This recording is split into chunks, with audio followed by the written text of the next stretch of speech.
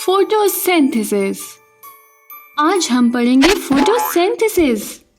क्या आपको भूख लग रही है? जब भूख लगती है तो आप क्या करते हैं? खाना खाते हैं। हाँ, जिस तरह हम इंसानों और जानवरों को भूख लगती है और हम खाना खाते हैं, बिल्कुल इसी तरह पौधों को भी भूख लगती है। लेकिन पौधों को भूख लगती है तो वो क्या करते हैं? वो भी खाना बनाते हैं। जी हाँ, और पौधों के इसी खाना बनाने के अमल को कहते हैं फोटोसिंथेसिस। लफ्ज़ फोटोसिंथेसिस दो यूनानी लफ्ज़ से मिलके बना है। फोटो जिसका मतलब है लाइट यानी रोशनी, और सिंथेसिस जिसका मतलब है टू मेक यानी बनाना।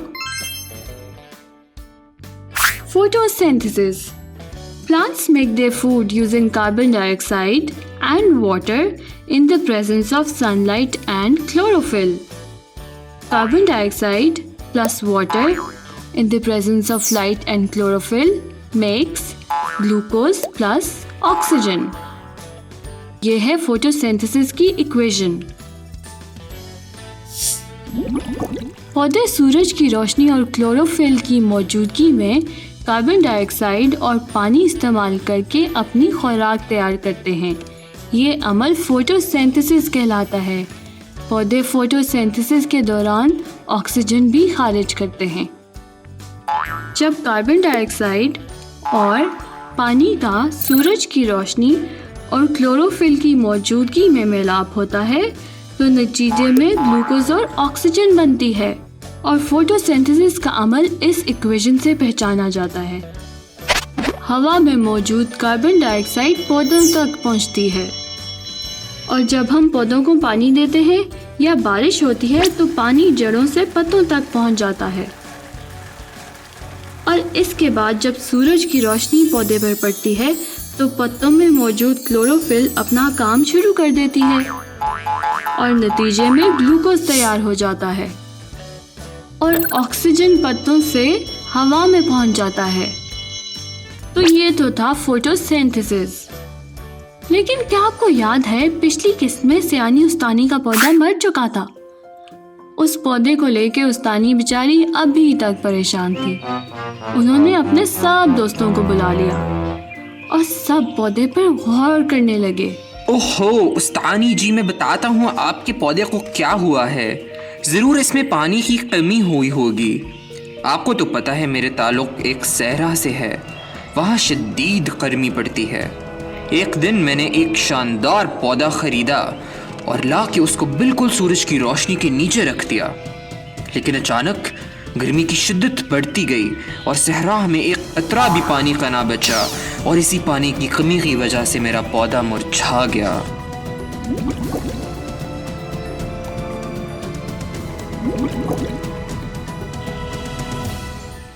नहीं, मैं बताती हूँ उस्तानी जी, आपने इस पौधे को किसी ठंडी जगह पर रख दिया होगा।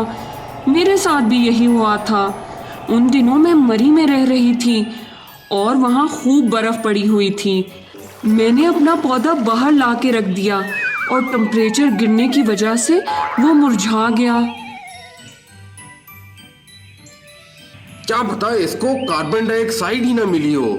कुछ ही दिनों पहले की बात है कि मैं अपने रॉकेट पर खला में गया था और साथ में अपना पौधा भी ले गया था। अब मुझे ये नहीं पता था कि पौधे को कार्बन डाइऑक्साइड भी चाहिए होती है।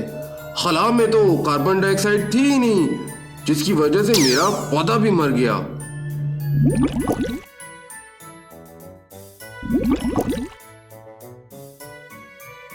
ये भी तो हो सकता है इसमें क्लोरोफिल ना हो।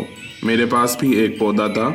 एक दिन मैंने सोचा क्यों ना इसके पत्तों से सारा क्लोरोफिल मैं बाहर निकाल दूं। इसके लिए मैंने एक मशीन तैयार की और पौधे को सामने ला कर रख दिया। मेरी मशीन थी तो बहुत शानदार, उसने सारा क्लोरोफिल चूस लिया, लेकिन इसके साथ ही मेरे पौधे का रंग भी बदल गया।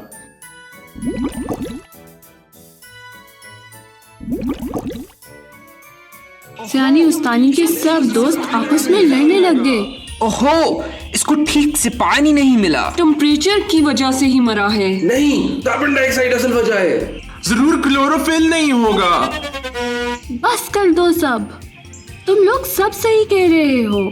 ठीक है, पौधों को इन सब चीज़ों की ज़रूरत होती है, पानी, टेम्परेचर, कार्बन डाइऑक्साइड और क्लोरोफिल सब पौधों के लिए ज़रूरी हैं। लेकिन मेरा पौधा इनमें से किसी वजह से नहीं मरा। एक और भी चीज़ है जो पौधों के लिए निहायत ज़रूरी होती है। सब सोचने लगे, ऐसी क्या चीज़ है? मैं बताती हूँ। जैसे कि आपको पता है, पौधों के खाना बनाने के अमल को फोटोसिंथेसिस कहते हैं और इसके लिए सबसे पहले चाहिए थी कार्बन डाइऑक्साइड, जो कि हवा में मौजूद थी और जाहिर है मेरे पौधे को भी मिली होगी। फिर आता है पानी। पानी तो मैं रोज़ाना देती थी, इसलिए पानी की कमी तो हो ही नहीं सकती। फिर आती है सूरज की रोशनी और ये था सारा मसला। मेरे पौधे को सूरज की रोशनी नहीं मिली, जिसकी वजह से पत्तों में क्लोरोफिल होने के बावजूद भी वो मर गया। दरअसल मैंने अपने पौधे को एक बंद कमरे में लाके रख दिया था, जहाँ तक सूरज की रोशनी पहुँच ही नहीं सकी। अब क्लोरोफिल बेचारी भी क्या करती, और इस तरह मेरा पौधा मुरझा गया। इससे हमें पता चलता है कि फोटोसिंथेसिस पौधों के लिए कितना ज़रूरी है, बल्कि न सिर्फ पौधों के लिए, फोटोसिंथेसिस पूरी कायनात के लिए ज़रूरी है। अगर फोटोसिंथेसिस रुक जाए तो दुनिया के तमाम जानदार ख़त्म हो जाएं। फोटोसिंथेसिस के नतीजे में बनने वाली ग्लूकोज हमारी खुराक बनती है और ऑक्सीजन हमें सांस लेने में मदद करती है, और इस तरह हमारे जिस्म में एनर्जी बनती है जिससे हम रोज़मर्रा के काम करते हैं। फोटोसिंथेसिस ज़्यादातर पत्तों में होती है। वो इसलिए क्योंकि पत्तों की साख्त फोटोसिंथेसिस के अमल के लिए बेहतरीन है। वो कैसे? ये देखें, पत्ते ज़्यादातर चौड़े होते हैं ताकि रोशनी ज़्यादा मिकदार में उनमें आसानी से जज्ब हो सके। इसी तरह पत्ते बारीक भी होते हैं ताकि कार्बन डाइऑक्साइड और रोशनी आसानी से पत्ते के अंदरूनी सेल्स तक पहुंच सके। पत्तों के लोअर एपिडर्मिस में बहुत से स्टोमेटा मौजूद होते हैं, जिनके ज़रिए कार्बन डाइऑक्साइड पत्तों में दाखिल होती है और ऑक्सीजन और पानी के बुखारात बाहर जाते हैं। और तो और मीज़ोफिल की मोटी तह की वजह से पौधों के लिए काफ़ी खुराक तैयार हो जाती है।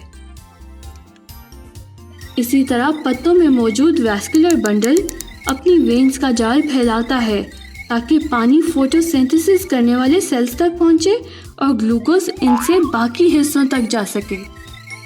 तो ये था फोटोसिंथेसिस।